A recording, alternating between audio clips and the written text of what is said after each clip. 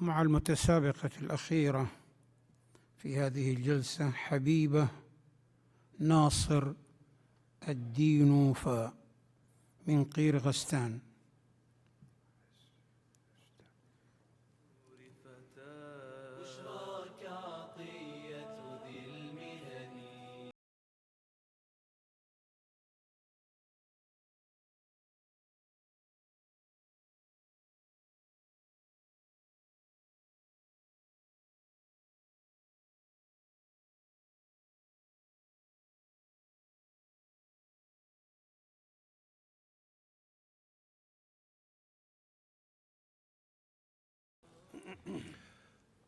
السؤال الأول: اقرأي من قوله عز وجل: والمؤمنون والمؤمنات بعضهم أولياء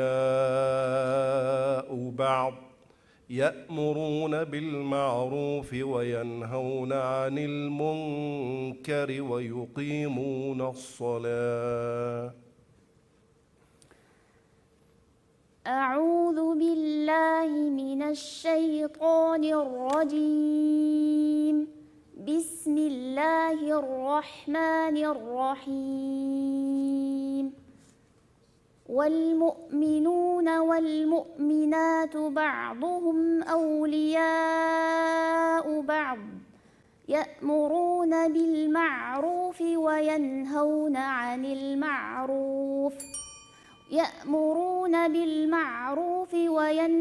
عن المنكر ويقيمون الصلاة ويؤتون الزكاة ويطيعون الله ورسوله أولئك سيرحمهم الله إن الله عزيز حكيم. وعد الله المؤمنين والمؤمنات جنات تجري من تحتها الأنهار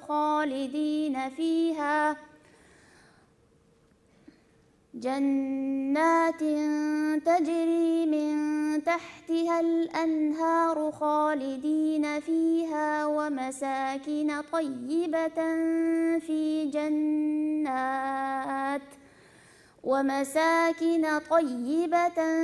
في جنات عدن ورضوان من الله أكبر. ذلك هو الفوز العظيم. يا أيها النبي جاهد الكفار والمنافقين واغلظ عليهم ومأواهم جهنم وبئس المصير.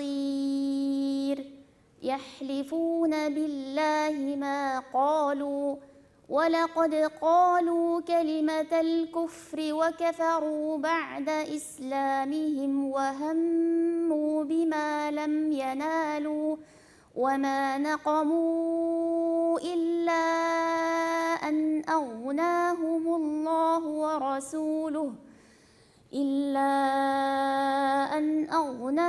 الله ورسوله من فضله فإن يتوبوا يك خيرا لهم وإن يتولوا يعذبهم الله عذابا أليما في الدنيا والآخرة وما لهم في الأرض من ولي ولا نصير. ومنهم من عاهد الله لئن آتانا من فضله لنصدقن ولنكونن من الصالحين. فلما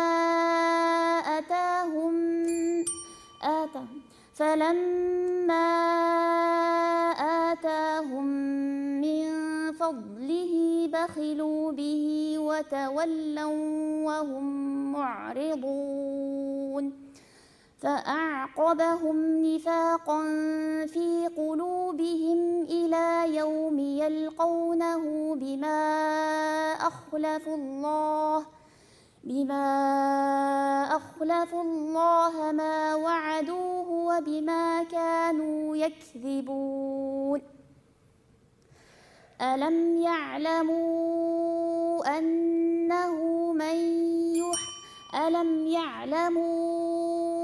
أن الله يعلم سرهم ونجواهم وأن الله علام الغيوب. الذين يلمزون المطوعين من المؤمنين في الصدقات والذين لا يجدون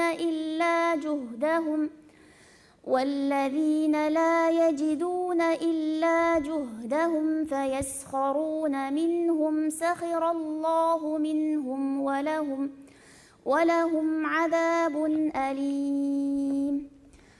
حسبك. السؤال الثاني، اقرأي من قوله عز وجل: قل من كان في الضلالة فليمدد له الرحمن مدا. قل من كان في الضلالة فليمدد له الرحمن مدا حتى إذا رأوا ما يوعدون إما العذاب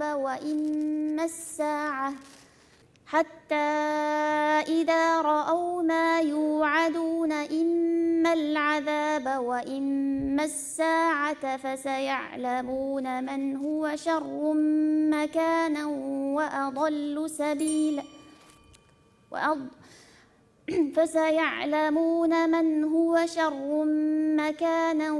وأضعف جندا.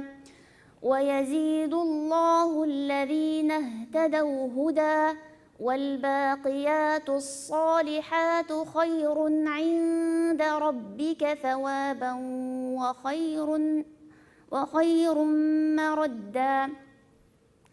أفرأيت الذي كفر بآياتنا وقال لأوتين مالا وولدا أطلع الغيب أم اتخذ عند الرحمن عهدا. كلا سنكتب ما يقول ونمد له من العذاب مدا ونرثه ما يقول ويأتينا فردا. واتخذوا من دون الله آلهة ليكونوا لهم عزا. كلا سيكفرون بعبادتهم ويكونون عليهم ضدا. ألم تر أنا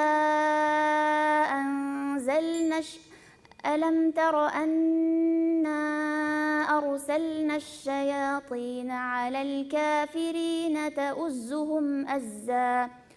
فلا تعجل عليهم إنما نعد لهم عدا. يوم نحشر المتقين إلى الرحمن وفدا ونسوق المجرمين إلى جهنم وردا. لا يملكون الشفاعة إلا من اتخذ عند الرحمن عهدا. وقالوا اتخذ الرحمن ولدا لقد جئتم شيئا إدا. تكاد السماوات يتفطرن منه وتنشق الأرض وتخر الجبال هدا أن دعوا للرحمن ولدا وما ينبغي للرحمن أن يتخذ ولدا. إن كل من في السماوات والأرض إلا آتي الرحمن عبدا. لقد أحصاهم وعدهم عدا وكلهم آتيه يوم القيامة فردا. إن الذين آمنوا وعملوا الصالحات سيجعل لهم الرحمن ودا. فإنما يسرناه بلسانك لتبشر به المتقين للمتقين وتنذر به قوما لدا وكم أهلكنا قبلهم من قرن هل تحس منهم من أحد أو تسمع لهم ركزا. حسب. السؤال الثالث، اقرأي من قوله تعالى: وجعلوا بينه وبين الجنة نسبا. وجعلوا بينه وبين الجنة نسبا ولقد علمت الجنة إنهم لمحضرون. سبحان الله عما يصفون إلا عباد الله المخلصين فإنكم وما تعبدون ما أنتم عليه بفاتنين إلا من هو صال الجحيم وما منا إلا له مقام معلوم وإنا لنحن الصافون وإنا لنحن المسبحون وإن كانوا ليقولون لو أن عندنا ذكرا من الأولين لكنا عباد الله المخلصين فكفروا به فسوف يعلمون. ولقد سبقت كلمتنا لعبادنا المرسلين إنهم لهم المنصورون وإن جندنا لهم الغالبون.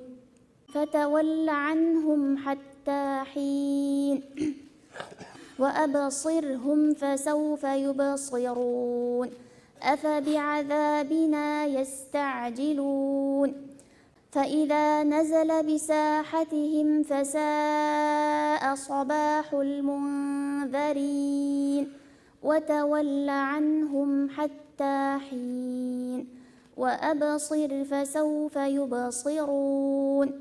سبحان ربك رب العزة عما يصفون وسلام على المرسلين والحمد لله رب العالمين. بسم الله الرحمن الرحيم. صاد والقرآن ذي الذكر بل الذين كفروا في عزة وشقاق كم أهلكنا من قبلهم من قرن فنادوا ولا تحين مناص وعجبوا أن جاءهم منذر منهم وقال الكافرون هذا ساحر كذاب أجعل الآلهة إلها واحدا إن هذا لشيء عجاب. وانطلق الملأ منهم أن امشوا واصبروا على آلهتكم إن هذا لشيء يراد ما سمعنا بهذا في الملة الآخرة إن هذا إلا اختلاق أأنزل عليه الذكر من بيننا بل هم في شك من ذكري بل لما يذوقوا عذاب أم عندهم خزائن رحمة ربك العزيز الوهاب أم لهم ملك السماوات والأرض وما بينهما فليرتقوا في الأسباب جند ما هنالك مهزوم من الأحزاب. حسبك.